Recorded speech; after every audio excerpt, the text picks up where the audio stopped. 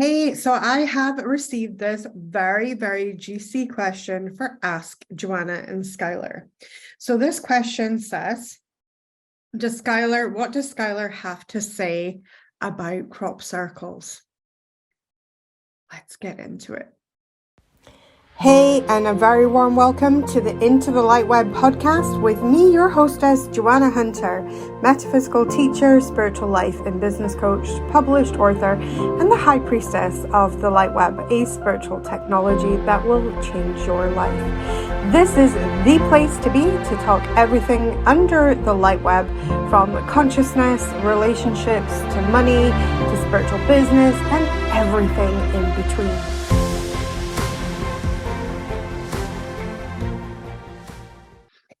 So Skylar has rather a lot to say about crop circles. It's very exciting. I was recently down in Wiltshire, feeling very, very called to that area to see like Stonehenge and the Avebury stones. And I had really no idea what to expect because I'd never been down that way in the country.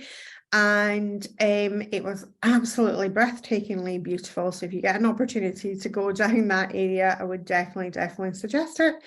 But I also felt really called to go and check out the crop circles in Wiltshire.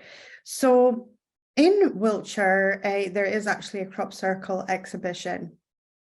And it is very, very fascinating stuff indeed. And also as well, if you live in the UK and you think that crop circles happen once in a blue moon, the biggest shock for me being down there is realizing that there is actually a crop circle season and that they happen multiple times a month during that summer season when the crops are growing, which is really crazy. So what does Skylar have to say about crop circles? So Skylar says that crop circles are galactic communication. And they also say to me that crop circles are actually kind of generated on accident and on purpose at the same time. Let me get into it. So basically, when these little orbs or ET craft basically go over the land, what they're actually doing is they're refueling on a type of electromagnetic energy source. They're like recharging their batteries, if you like. As they recharge their batteries, there is like an energy exchange between that craft and our actual planet.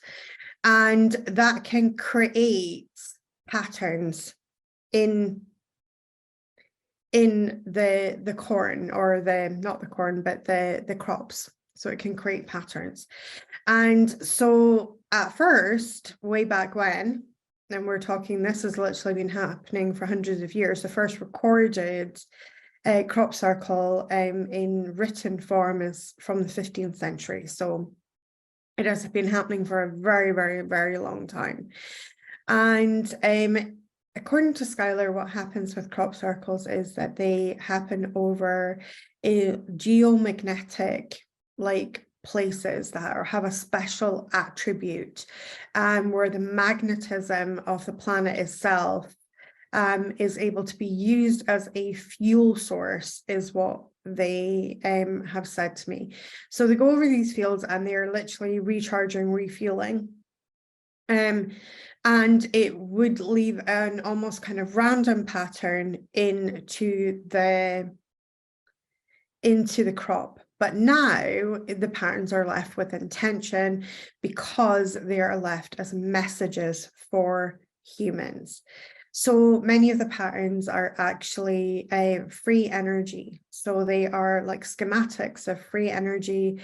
They are schematics of divine numbers, divine frequencies, musical frequencies that can help the earth and heal the earth. So there's a lot now that's left there, and lots of information is exchanged. So this is what Skylar's take is on, but primarily they are being used not just to give messages, but primarily they are refueling. And while they're there, it's a bit like being at a garage and then kind of graffitiing the place and saying, Joanna was here, right? It's like refueling, but as they're refueling, they realize that they could leave messages, because as they refuel anyway, what happens is that it does create random patterns, but now they've been able to create like intentional patterns, and the patterns are very much intentional, and they're there for us. And so this is why there's certain fields, is what Skylar and I, this is something that you guys are going to have to go out and check for me, because I have not checked this, but there's certain fields that get more activity than others, is what Skylar says. And that's because they are literally geomagnetic, like hotspots, where these crafts are able to easily refuel and harness the geomagnetic energy of our planet. So there's a special signature in those places. And that is literally what Skylar's take on it is as well.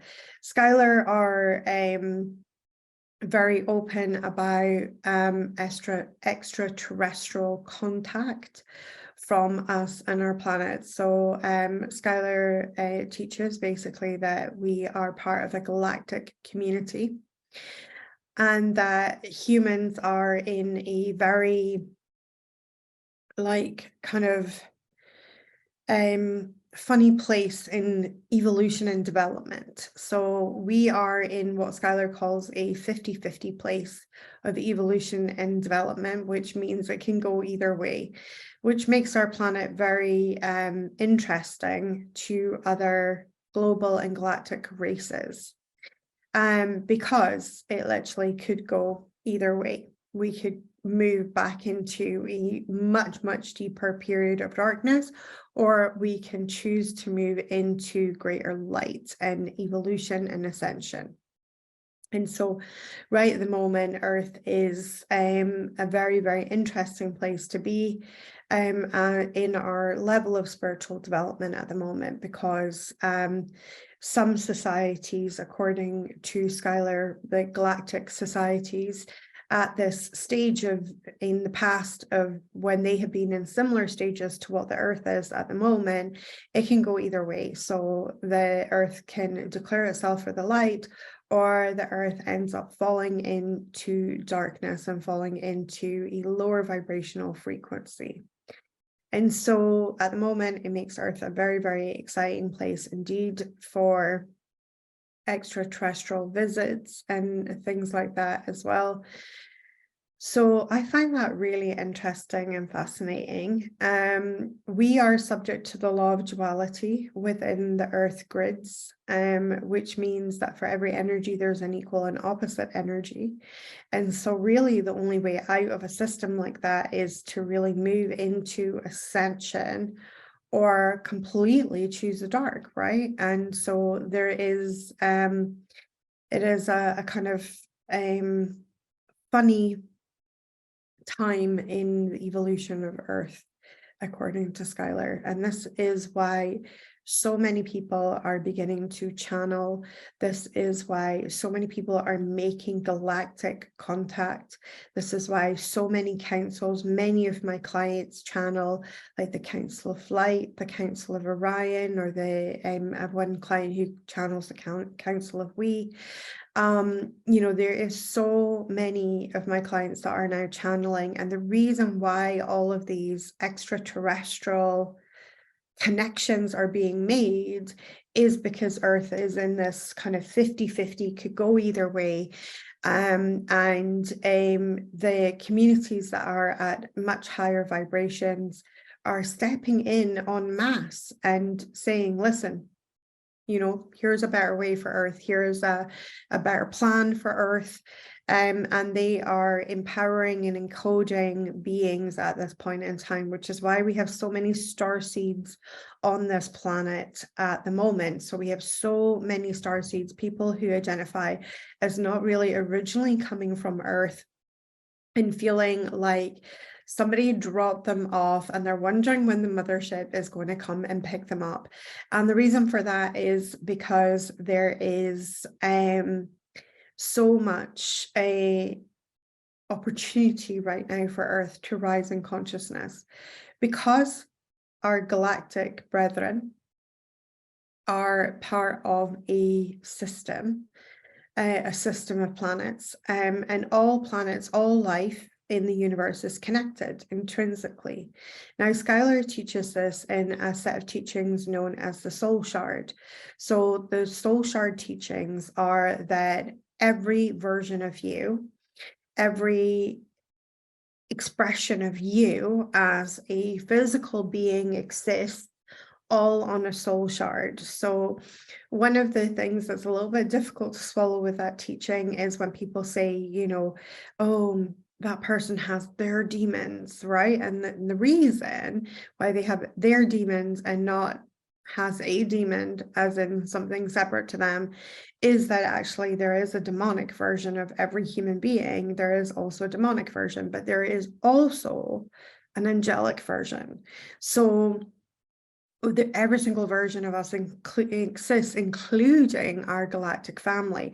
And this is why they're so concerned about Earth at the moment. This is why Earth is literally within the galaxy a hot topic, because if we move into a higher level of consciousness and into a higher level of ascension, it will affect the whole soul shard. So you can't elevate one part of the soul shard without other parts of the soul shard being elevated.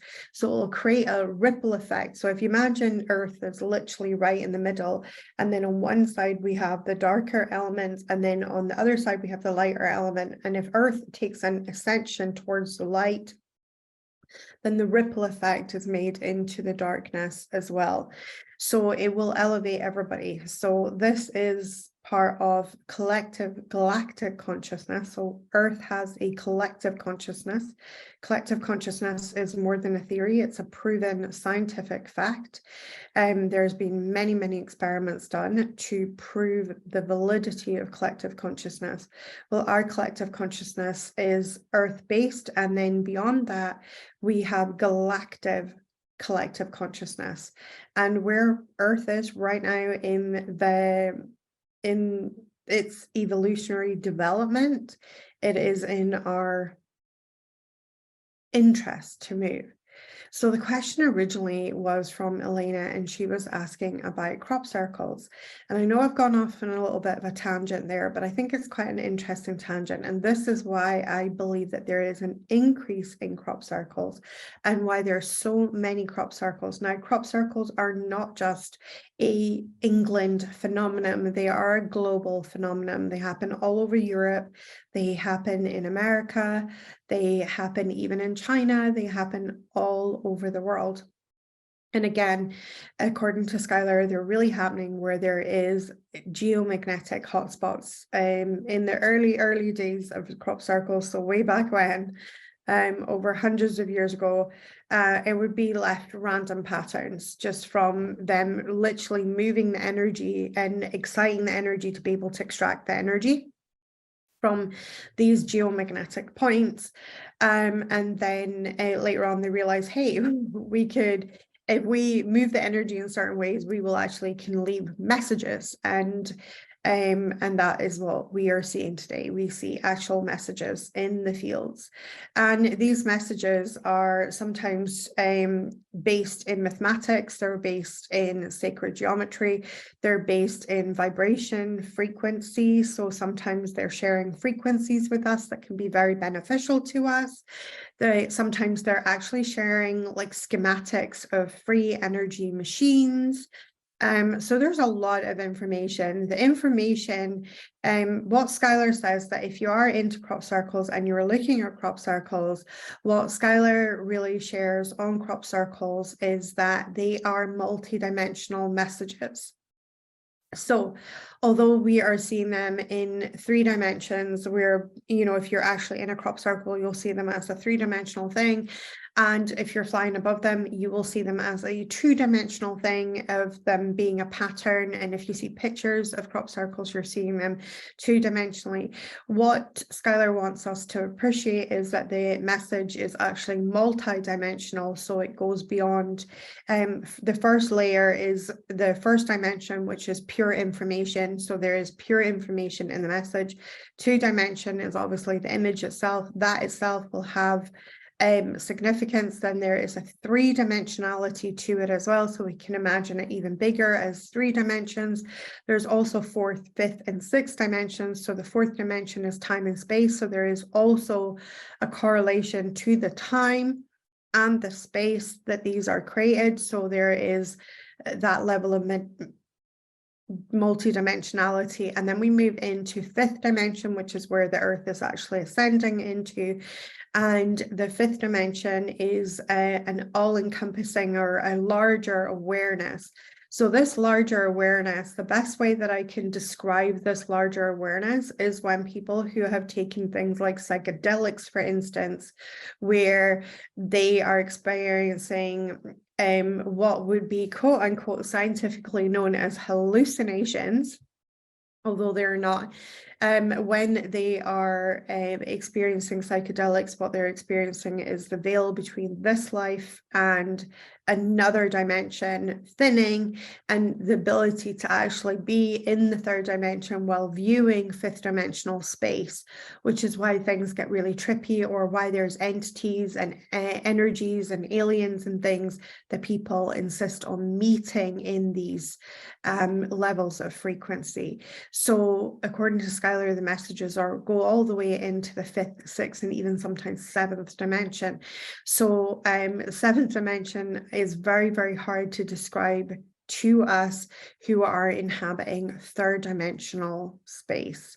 So one of the things that we can do to experience these higher states or higher dimensions with this information is really using the images to meditate upon.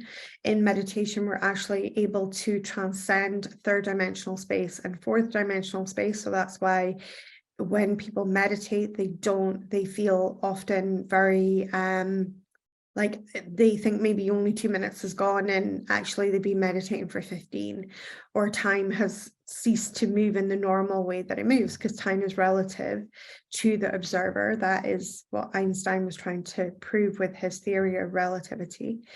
And so within so we're transcending, so we know that we're transcending even 4th dimension, and that's why meditation, so meditating upon crop circles can also yield the ability to go into the multi-dimensional facets of the information that is being shared. So I hope that you have enjoyed this episode. If you have a question for me and Skylar, then all you need to do is find the link below this video to submit your question. And if you're successful, we let you know that your question is going to be answered, and we'll link the episode to you. And we might answer those questions on social media as well. So if we get a lot of questions, what we do is we'll either make them into a podcast episode, or we will answer them on social media as well. So I hope that you have enjoyed this message, and I will speak to you guys soon.